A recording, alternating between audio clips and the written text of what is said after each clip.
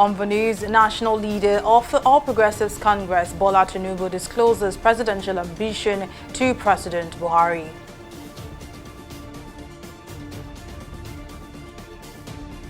NAS workers hold protests, demand minimum wage implementation.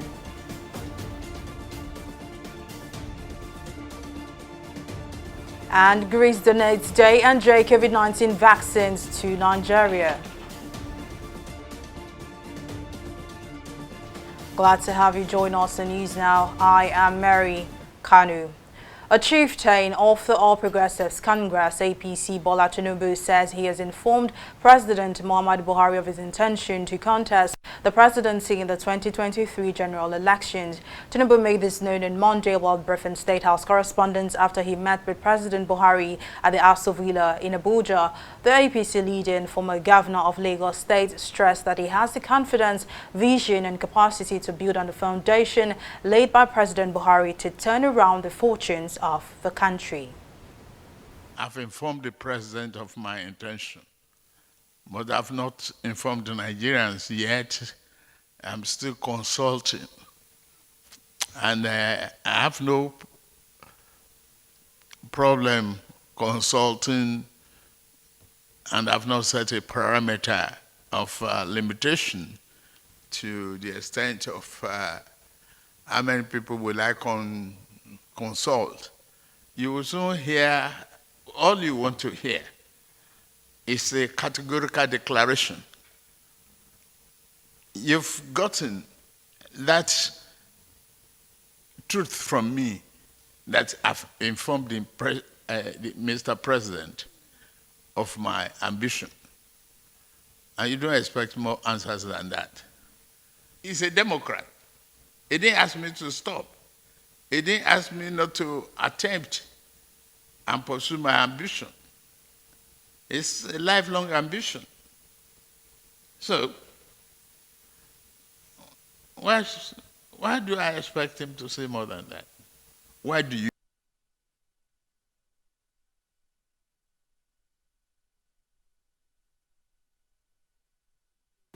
An estimated 200 people have been killed and 10,000 displaced, including women and children, in attacks by armed bandits in the northwestern Zamfara state. According to reports, motorbike riding gunmen invaded the state on different days, attacking village after village, shooting indiscriminately. The attacks are believed to be in response to military airstrikes on Monday that forced some of the criminal gangs from their forest hideouts. Our correspondent Abisola Adebayo tells us more in this report. For several years now, heavily armed groups have terrorized people in towns and villages in central and northwestern parts of the country, most recently in Zamfara state. However, security officials have intensified efforts to crack down on the bandits. As a result, the military last week conducted air attacks on targets in the Gusami forest and West Zamre village of the state, killing more than 100 bandits, including 2 of their leaders. Few days later, in what seemed like a reprisal attack, bandits in their numbers stormed 10 villages in the district of Anka and Bukuyum local government areas of Zamfara, killing over 200 residents.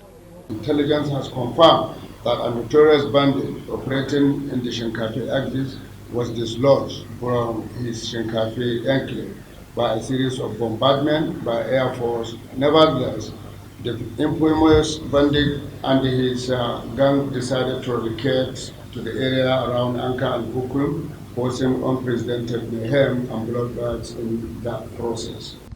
But the governor of Zamfara state, Bello Matawale, says this attack will not dampen the spirit of the military, as it is an indication that the war against banditry and criminalities in the localities is about to come to an end. The recent incident signifies that the North is starting on the bandits. They have been dislodged from their hideout. They have scampered to some new locations. The current situation where the bandits are trying to put up a pace, therefore, is the vast bank of a new peaceful Zamfara state, inshallah. The current state of affairs obviously calls for the sustenance of the security operations and other measures we have put in place, as well as the continuation of prayers of our gallant security forces in the state. President Muhammadu Buhari, however, condemned the massacre, calling it an act of desperation by mass murderers, adding that the military would not cease its effort to quash banditry. Lawmakers have also expressed confidence that the present administration will not fail to eradicate banditry before handing over power. 15, 16, 17 months left for this administration. I'm pretty confident that before the end of this administration, the insecurity that we have been facing for some time now will be brought to a very bearable minimum. So I believe that we should all support our armed forces in whatever way we can. God bless the Federal Republic of Nigeria. Amen. Last week, the Nigerian government officially branded the criminal gangs as terrorist groups. This is as President Muhammadu Buhari announced that the military had acquired more equipment to track down and eliminate the bandits who have been subjecting people to a reign of terror. Abisola Adebayo, TV360 News. Members of the Parliamentary Staff Association of Nigeria have held a protest at the National Assembly complex over unpaid allowances. The workers occupied the NAS complex on Monday morning, chanting songs of solidarity and displaying various placards. The workers accused the National Assembly management of breach of the Memorandum of Understanding entered with the union on April 13, 2021. Among other demands, the workers want the full implementation of the national minimum wage signed into law in 2019, as well as the revised condition of service. We assure you that we are coming back here. Be it sweet, salty, sour, we'll come it here and we'll reach a resolution together. If it is sweet, we eat it here. If it is sour, bitter, we throw it back at them. National Assembly Service Commission is our regulators. They employ us. So we will picket them too. We will picket them too. If we are picketing National Assembly, we will picket the Commission. Because they owe us an explanation. From now on, we are not going to give anybody the opportunity to speak to us. Give us our money.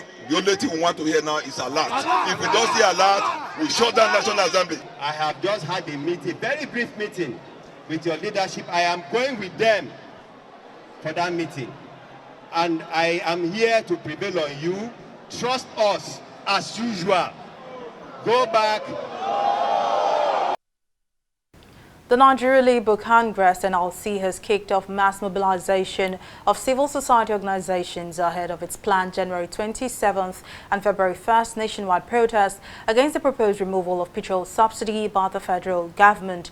In a letter signed by NLC President Ayuba Waba and General Secretary Emmanuel Ugwaja, the Congress revealed that the protest is necessary to register the displeasure of the Nigerian workers on the proposed plans by the government to increase the price of the premium motor spirit, also referred to as petrol. It was also noted that the planned price hike would see a litre of petrol sell between 340 naira and 360 naira. And Rivers State Governor Nyesom Wike has declared 19 suspected kingpins of illegal crude oil refining wanted. Governor Wike, who made a declaration in a broadcast on Sunday, the second to be made by him this new year, urged residents of the state to report those involved in illegal crude oil refineries. Well, details in this next report. Since 2016, residents of Port Harcourt in South Nigeria have woken up daily to notice a black powder covering the surface of their environment.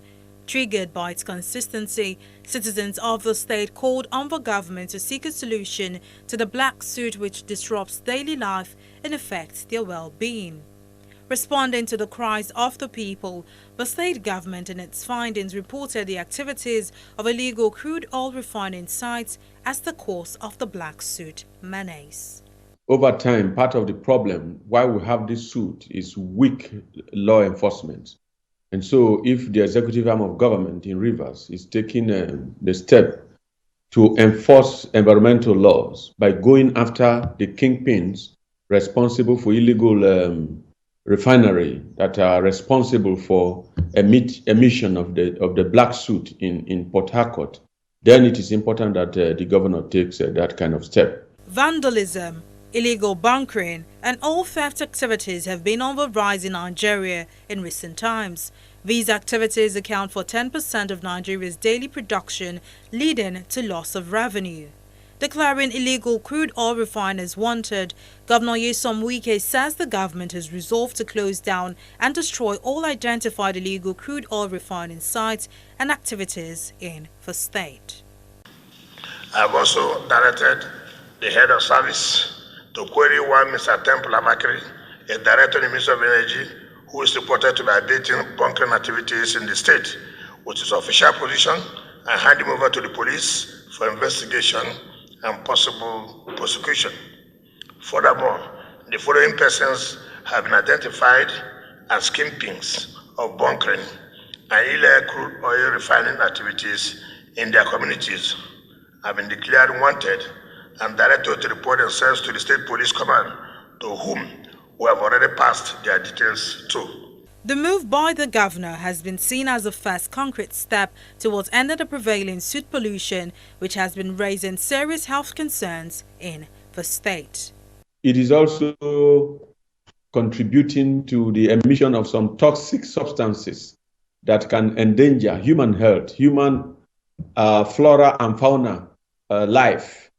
As we speak, some experts have been able to establish the fact that lung-related illnesses have increased from 2016 up until today that this black tooth reported.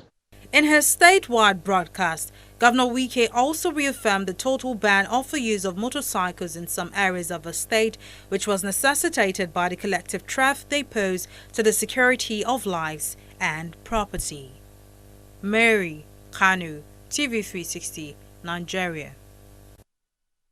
Well, we'll take a break here, but still to come, ousted Myanmar leader Aung San Suu Kyi sentenced to 4 more years in prison. For details of the story and more right after this break.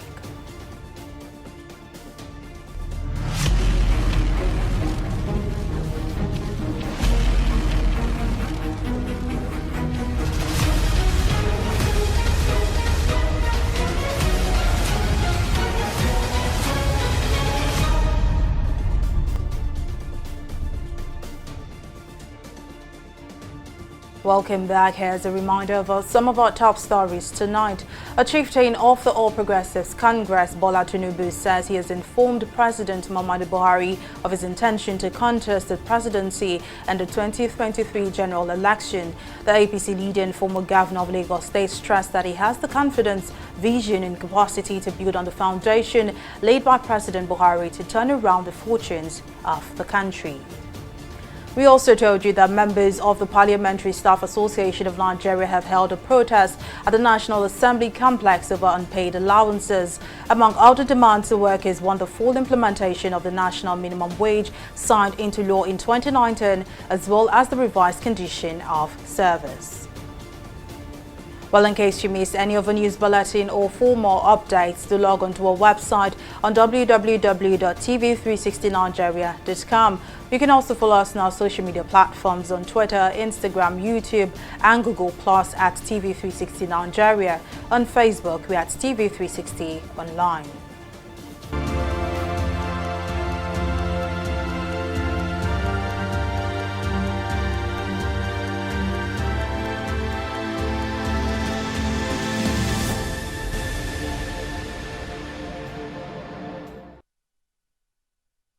Six people have died of complications related to COVID-19. The Nigeria Center for Disease Control, NCDC, reported on Monday. The NCDC revealed this while giving an update on the management of the disease in the country, saying 537 more cases have been confirmed. It added that the new infections were reported in 7 states and the Federal Capital Territory.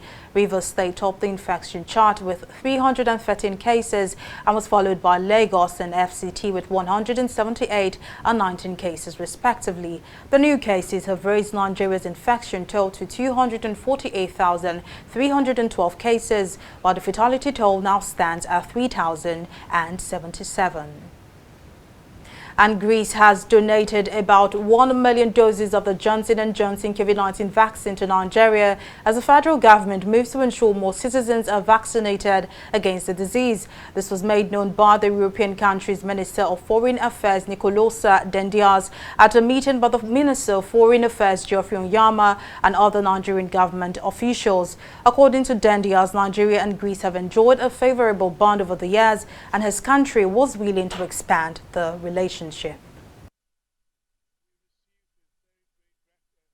gratitude. The donation of the Greek government to Nigeria of almost 1 million vaccines in our fight against COVID. And thank you very, very much indeed, Your Excellency, for this generosity. Of course, COVID is a global challenge, and I think by this gesture, the Greek government is showing that they see COVID as a global challenge and the response to COVID as a global responsibility, and the solidarity that they have shown to us in this context is something that we don't take for granted and appreciate enormously. All the world is suffering for COVID-19, all of us. But there is one huge achievement through this suffering that we clearly understand, all of us, that we're a world community, that nobody is safe unless everybody is safe, and that health is a global good, and all of us are under the moral obligation to be providers of help whenever and wherever assistance is needed. So I'm so happy to make this small contribution to the Nigerian people. We'll take a break here and return with business updates. Don't go away.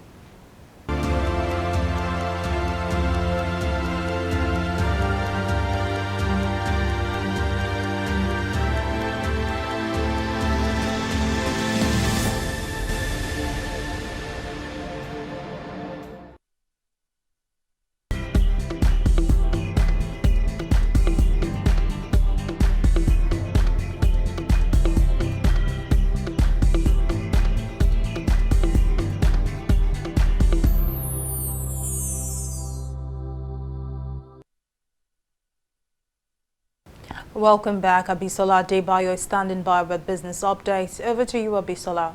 Thank you very much, Mary. Welcome to Business News. The Senate Committee on Public Accounts has begun investigation of 14.7 billion naira proceeds of privatization of the defunct Power Holding Company of Nigeria, allegedly hidden in commercial banks by the Bureau of Public Enterprise. The defunct government-owned National Electric Power Authority was privatized and renamed PHCN, which was later unbundled to become the present generation and distribution companies. The query revealed that the funds were still in the banks as of December 31st, 2016, whereas the privatization of the PHCN had been concluded since 2013.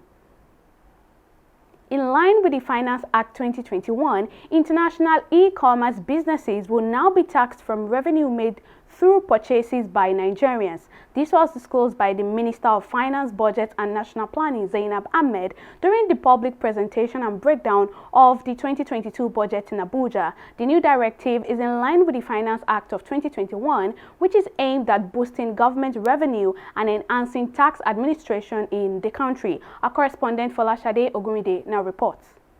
It's no secret that Nigeria has a revenue problem, but as a solution, the government says it has re-strategized and created more ways to improve revenue. One of such instruments is the Finance Act of 2021. The Minister of Finance, Zainab Ahmed, has disclosed that the federal government will charge 6% of turnover on e-commerce businesses provided by non-resident companies. What this means is that Nigerians will visit foreign-based e-commerce platforms will pay value-added tax on items purchased online. This provision empowers FRS to access non-resident firms, to tax on fair and reasonable basis of turnover and from digital services provided to Nigerian customers. This also is introducing turnover tax on fair and reasonable percentage of profits earned from providing digital services to Nigeria. The rationale for this is to modernize the taxation of ICT and digital economy in line with current realities. And this is in conformity with the provisions of the National Development Plan of 2021 to 2025. The Finance Act also grants the Federal Inland Revenue Service, FIRS, authority to access computers of taxpayers. In the mid-year of 2021, the FIRS had issued a notice to connect its automated tax administration system to devices owned by taxpayers to enable it to access relevant information for tax purposes. The mechanism here is to enable FIRS to sanction non-compliant taxpayers that are refusing the FIRS access to their IT systems. The rationale behind this is to enhance the ongoing ICT and tax administration reforms by the FIRS to increase revenue generation, also in line with the objectives and priorities of the 2022 budget. As proof of its commitment to block revenue leakages, the minister revealed that the government exceeded its collection target for its independent revenue for November 2021 to the tune of over 1 trillion naira. All government enterprises have pegged their expenditure to revenue ratio at 50%, which means as a GOE, you cannot spend more than 50% of the revenue that you generate. And that's why we have this spike. As at November, we have surpassed the collection targets that has been set in the 2021 budget. And for the first time, we have passed the 1 trillion naira collection mark of independent revenues. The Finance Act, which was signed into law by President Muhammadu Buhari in December 31st, 2021, is aimed at improving revenue generation as well as enhanced taxation administration in the country. Folashade Ogrinde, TV360 News. We'll take a break now and return with a review of the stock market.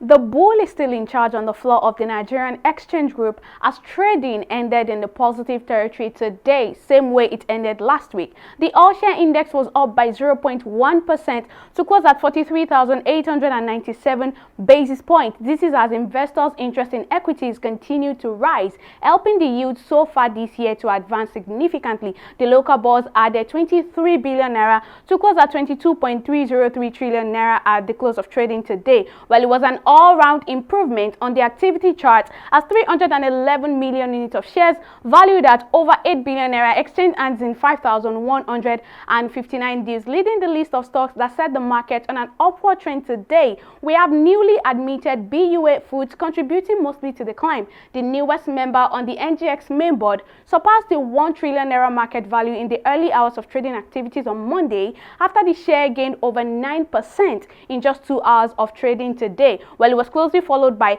MRS, which had an increase of 1 naira 50 kobo. On the flip side, as our losers list for today, Northern Nigeria Flour Mill and Union Bank of Nigeria led the laggards table with a combined 1 naira 10 kobo loss. Well, even though we didn't see much of an expected Santa rally in December 2021, it appears we are now having it in this new year of 2022. Hopefully, it continues like that till the end of the year. Well, I can't say the same for the international stocks as UK stocks ended lower on Monday. That is as house builders were hit by $5.4 billion in cost to remove claddings from buildings, while a weaker pound lifted consumer staples. The Dow Jones in the same vein also opened lower on Monday as heavyweight technology stocks dropped on expectations of a high interest rate environment. Japan stocks Nikkei were also muted today as investors count down to another US inflation reading that could well set the seal on an early rate hike from the Federal Reserve. That's all on Stock Market Report. Over to Mary for the rest of the news.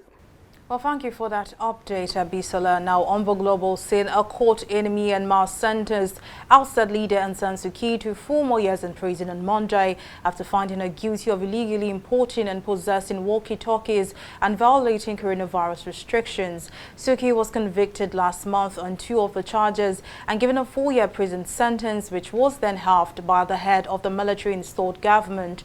The cases are among about a dozen brought against the 76-year-old Nobel Peace Prize winner since the army seized power in February 2021, ousting her elected government and arresting top members of a National League for Democracy party. Well, it's time for Entertainment Report on News Now.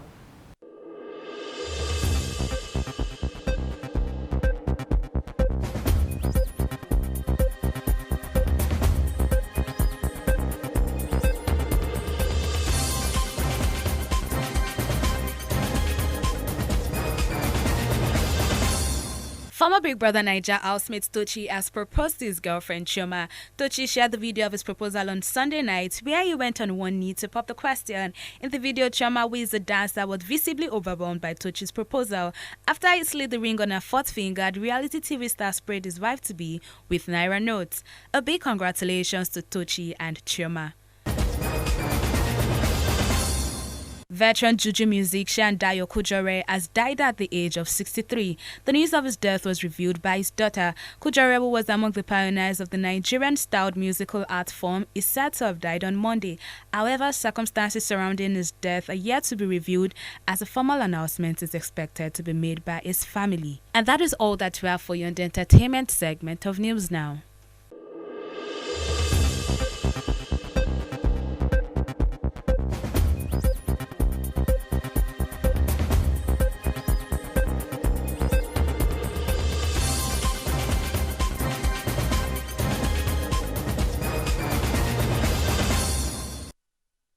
And now in sports, 50 years after hosting the Africa Cup of Nations, Cameroon kicked off the continental showpiece on Sunday, targeting a 6th title while hoping the coronavirus pandemic does not overshadow the tournament. It was all shades of bright and colorful at the opening event of the games, which had stalled for a year over COVID-19 concerns. However, the Super Eagles of Nigeria are set to begin their quest for a 4th continental crown at the tournament.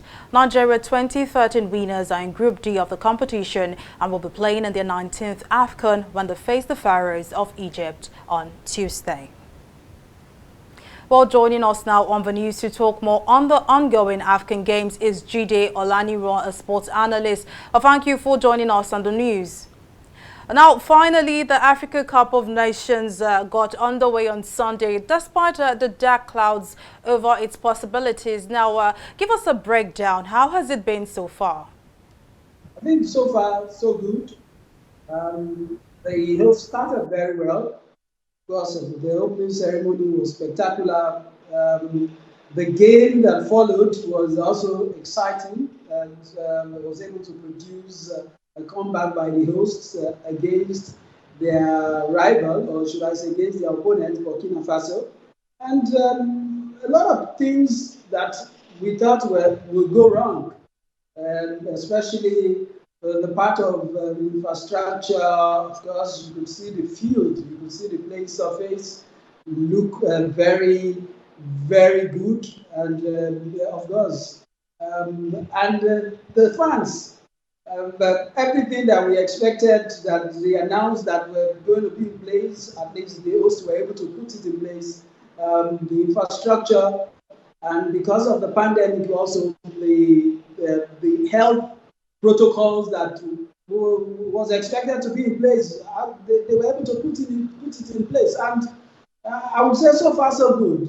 They are meeting expectations. It's just that in terms of organization, now what is left is for us to see more of the games to know whether football-wise we will also be satisfied. All right, now, Nigeria will take on Egypt on Tuesday. Now, without top players like Osimhen, who had surgery, and then COVID-19, and Igalo, who is also having issues with his club, Al-Shabaab. Now, what are the chances of the Super Eagles to begin the tournament on a winning note? Well, it is, as a Nigerian, I would say, of course, I have to, even though I have to be objective as a sports analyst, I think they've got bright chances against their opponents. Right now, the 27-man squad is complete.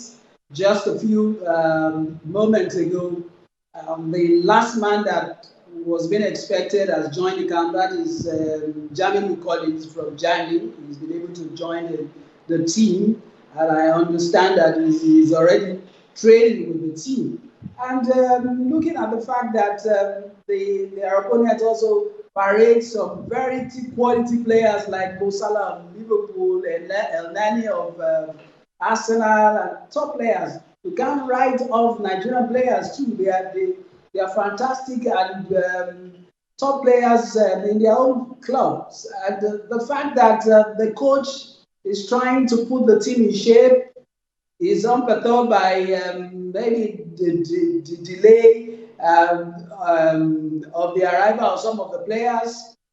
He's working out his tactics. He's sounding very optimistic. And he's an astute, talking about Nigeria interim manager now, Austin Eguapon. He's an astute tactician, as far as I'm concerned. He's been here before. As a player, he's won it. Of course, as a manager, he's won silver medal. He's been at AFCON. And I think he has all it takes. All they need is just psych up the players to believe in themselves.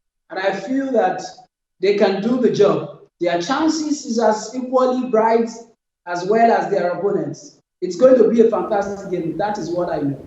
All right, Jide Olaniran, sports analyst, thank you for joining us on the news and for your contributions.